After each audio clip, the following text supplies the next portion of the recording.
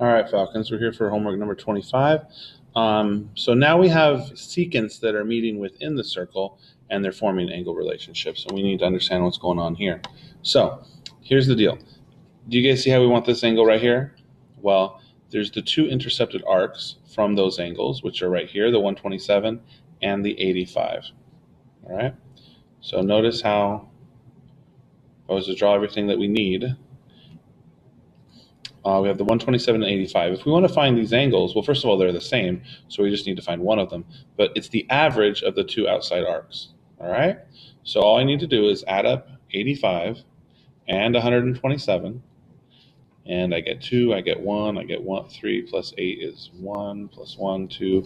I get 212 degrees. However, I have to divide it by 2 because I said I had to find the average of them. So if I take 212 and I divide 212 by 2, well, 2 goes into 2 one time. 1 times 2 is 2. We subtract, we get 0. We bring down a 1. 2 doesn't go into 1, so I put a 0. Bring down a 2.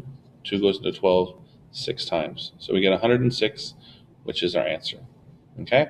Now, number 2 is a little bit different. Notice how in number 1, we didn't know the vertical angle inside of the circle? Well, now we know what that is, but we're looking for the arc on the outside. So in this case, here's what we need to do.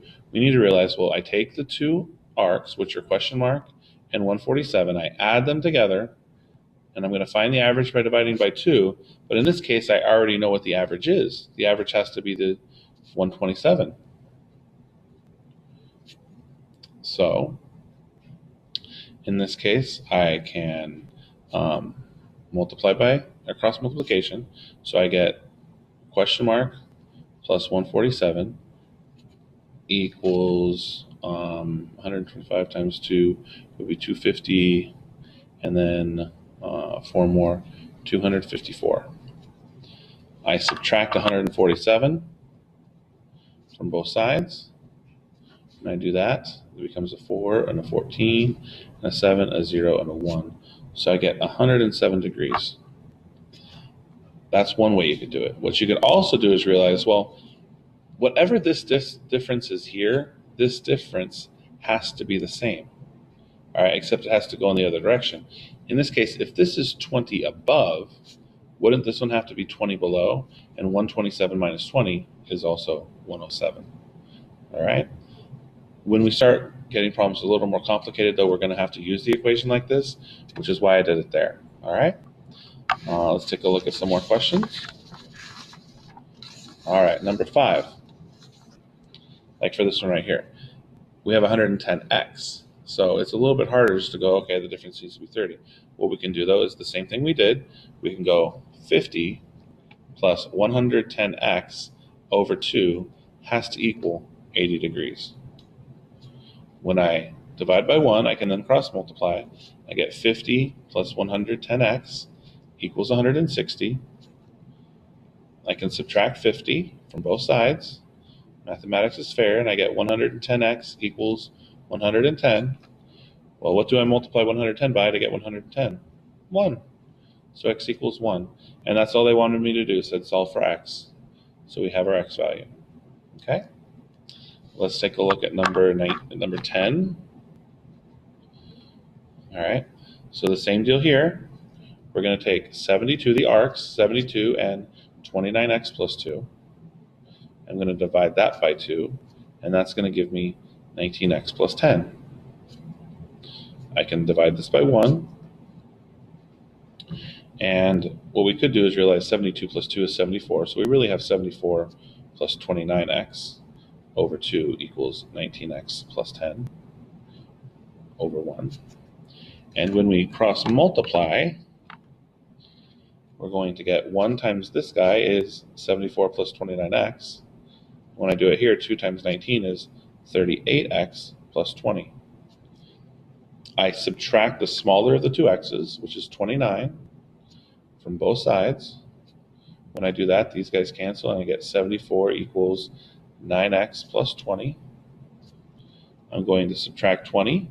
If I subtract 20 from both sides, I get 54 equals 9x. What do I multiply 9 by to get 54? Well, the answer there is 6. So x equals 6. take a look at some more questions. All right, so we have 3 more real quick. Let's look at number 11. All right, once again, we have an inscribed angle, we have an arc. The angle has to be half as big as the arc. So if I multiply the inscribed angle by 2, it should equal the arc. So it's going to be 2 times the inscribed angle, which is 12x plus 11, has to equal 10 plus 26x. So I get 2 times 12 is 24x, 2 times 11 is 22, equals 10 plus 26x. I subtract 24x from both sides. These guys cancel, so 22 equals 10 plus 2x. I subtract 10. When I subtract 10, I get 12 equals 2x, and therefore x equals 6. Now, that in this case, they did not ask for x. They asked for the measure of arc TUV.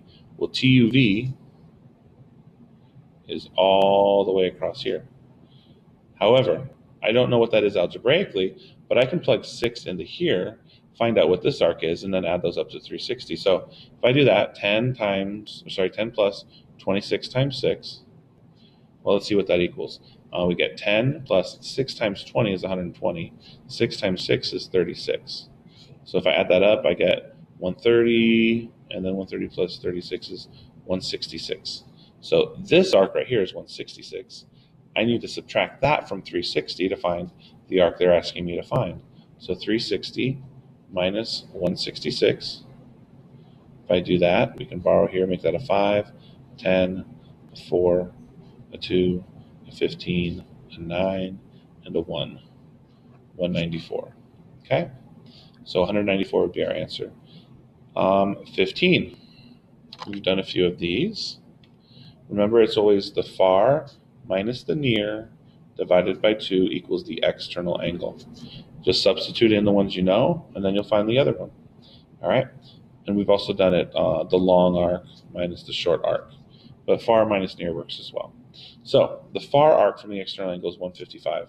So 155 minus the near arc, we don't know, we can call it question mark, over 2 equals the external angle, which is 50. I set it up so I can cross multiply. I get 155 minus question mark equals 2 times 50 is 100. Well, I can subtract 100 from 155, and I get 55 minus question mark equals 0. Move the question mark over to the other side, it becomes positive, and so my question mark is 55 degrees. Okay? And then last one, 16. Same thing here. Far, 166, minus near, 66, over 2 equals the external angle. 166 minus 66 is 100. 100 minus 2 is 50. And that is our answer. All right. Talk to you guys later.